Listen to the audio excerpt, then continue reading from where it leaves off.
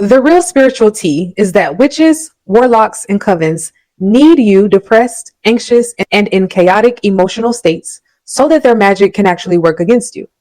Otherwise, dark or baneful magic simply does not hit the same when someone is a master of their own emotions and a master of their own thoughts. Witches, warlocks, and covens purposely target the emotions and the nervous system in order to lower the vibration and therefore the spiritual power of the person they are attacking.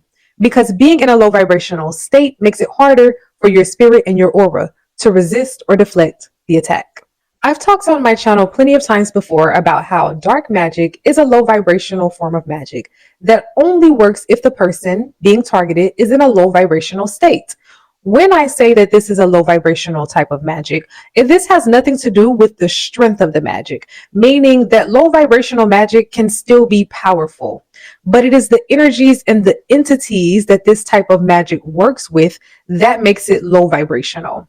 Dark or baneful magic works with low vibrational entities that incite low vibrational emotions like fear, hopelessness, paranoia, sadness, hatred, and etc.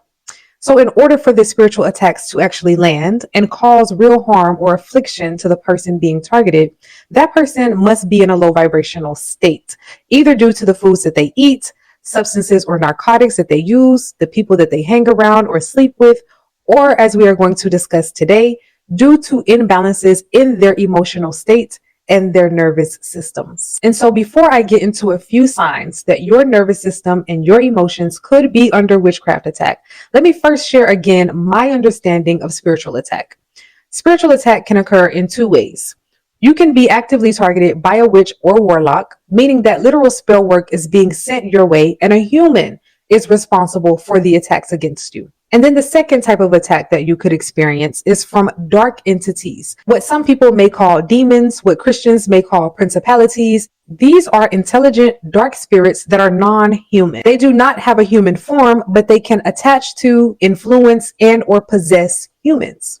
Usually dark witches and warlocks have dark entity attachments, and these demonic entities are very usually the reason behind why witches and warlocks do what they do and how they do what they do. Meaning a lot of times when witches and warlocks are doing dark or baneful magic, they are doing this with the assistance of demonic energies. They call on and they conjure these dark or demonic entities in their spell work. For my people with spiritual gifts, my psychics, my prophets, my healers, my astral travelers, and so on and so forth, these are the people who very usually experience spiritual attacks by dark entities since they are children. So here are some signs that your emotional state is purposely being thrown out of balance by witches, warlocks, or by dark entities.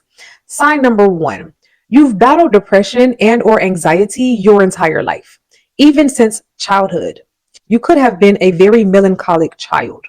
And now as an adult, when you get the things you've always wanted, your dream car, your dream job, and etc., you still feel emotionally unfulfilled. Happiness could feel hard to find for you.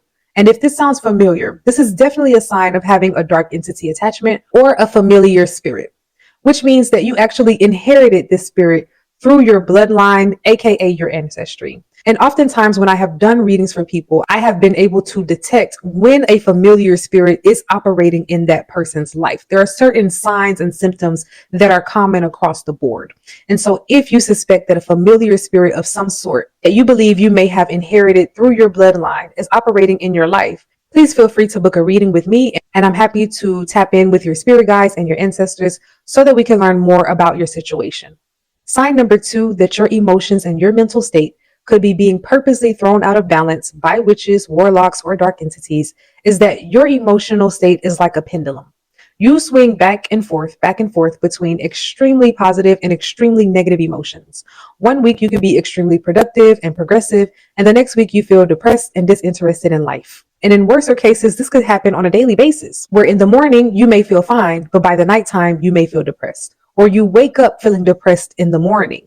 Begin to actually track when you feel the shifts in your emotional states. And you may begin to notice that these shifts correspond with the moon cycle.